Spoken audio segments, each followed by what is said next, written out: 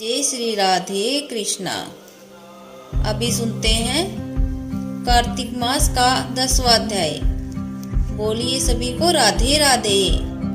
इतनी कथा सुनने के पश्चात महाराज पृथु ने देव ऋषि से विनती की, हे महामुने, आपने कार्तिक मास में विष्णु भगवान जी की पूजा का महत्व सुनाया।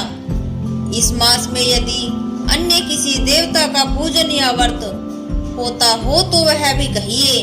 तब नारद जी बोले, हे राजन, अश्विन शुक्ला पूर्णिमा को ब्रह्मा जी का व्रत, कार्तिक कृष्णा चतुर्थी को गणेश जी का तथा अष्टमी व अमावस्या को लक्ष्मी का व्रत किया जाता है। जो कुंवारी कन्याएं कार्तिक मास में चतुर्थी को गणेश जी का कर्क चतुर्थी व्रत करती हैं, उन्हें सुयोग्य वर पति मिलता है। यदि विवाहित स्त्री इस व्रत को करे तो उसका सुहाग अटल रहता है।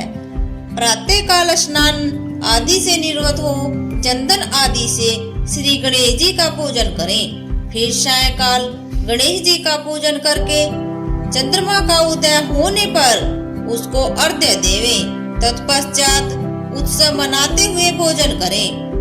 साधवा स्त्रियों को अपने सुहाग की रक्षा के लिए यह व्रत अवश्य करना चाहिए। कर्क चतुर्थी व्रत के महत्व का वर्णन करते हुए नारद जी ने कहा, हे राजा पृथु, अब इस व्रत का एक इतिहास हम तुमको सुनाते हैं, ध्यान पूर्वक सुनो। भद्रावती नगरी में सुधर्मा नाम का एक राजा था। उसके रवि दत्त, सुशर्मा, जय शर्मा और सुशोभन नाम के 4 पुत्र तथा वीरमती नाम की एक कन्या थी। सुधर्मा ने अपनी कन्या का विवाह देवव्रत के साथ किया था। वे दोनों प्रेम पूर्वक रहने लगे। एक दिन अचानक घर पर सर्प द्वारा काटे जाने से देवव्रत की मृत्यु हो गई। यह देख वीरमती जोर जोर से रोने चिल्लाने लगी। आवाज सुनकर उसके माता पिता, चारों भाई तथा पूर्ववासी भी आ पहुँचे और देवव्रत को मरा हुआ देखकर समस्त नगर दुख के सागर में डूब गया। उसी समय दुखों को दूर करने वाले महर्षि पुलस्त्य मुनि अचानक वहां आ पहुँचे। राजा ने हाथ जोड़कर विनय पूर्वक उनसे पूछा, हे महात्मन, किस पाप के कारण मेरी यह कन्या विधवा हुई है?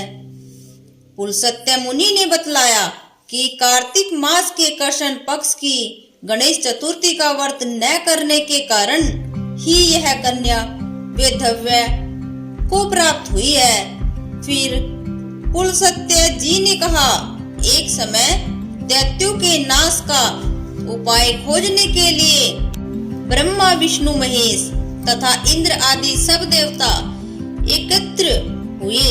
उस समय ब्रह्मा जी ने कहा कि गणेश जी का व्रत संपूर्ण विपत्तियों का विनाश करने वाला है। तब सब देवताओं ने कार्तिक कृष्ण चतुर्थी को व्रत किया, जिससे दैत्यों पर विजय प्राप्त हुई। विजय होने के बाद समस्त देवताओं ने गणेश जी से कहा कि वर मांगो। तब गणेश जी ने कहा कि जो स्त्री कार्तिक कृष्णा चतुर्थी का व्रत करे उसका पति चिरजीवी तथा जो न करे वह विधवा हो। अतः समस्त स्त्रियों को यह व्रत अवश्य करना चाहिए। हे राजन, तुम्हारी कन्या ने इस व्रत को नहीं किया था, इसी कारण यह विधवा हुई है। यदि अब भी यह व्रत करे तो उसका मर्त पति जीवित हो सकता है। इतना कहकर पुलस्त्य मुनि चले गए। तब राजा ने अपने जमाता का शरीर तेल में सुरक्षित रखवा दिया। इसके बाद जब कार्तिक मास आया तो उसकी कन्या ने विधि व्रत करके उद्यापन में ब्राह्मणों को दान दक्षिणा देकर उन्हें संतुष्ट किया, जिसके प्रभाव से उसका मृतक पति पुनः जीवित हो गया। नारद जी कहते हैं, हे राजा पृथु, सौभाग्यवती स्त्रियों को अपने सुहाग की रक्षा तथा संतान प्राप्ति के लिए यह व्रत अवश्य करना चाहिए। बोलिए राधे राधे। 10वां अध्याय समाप्त हुआ।